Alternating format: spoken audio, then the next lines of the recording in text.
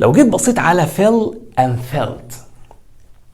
fell is from fall، يعني المفروض ان كلمة fell دي جاية من fall اللي هي يسقط، والباث بتاعها fell اهي، والباست participle بتاعها fallen تبقى fall fell fallen، وطبعا دي verb. yesterday I fell، امبارح فاستخدمت هنا fell عشان ده كان past. yesterday I fell and broke my arm، يبقى انا هنا وقعت وانكسرت او كسرت دراعي. felt بقى is from feel، يعني جاية من يشعر feel، وبرضه نفس الكلام verb. يبقى felt is from feel felt felt. I felt امبارح ده past اهو.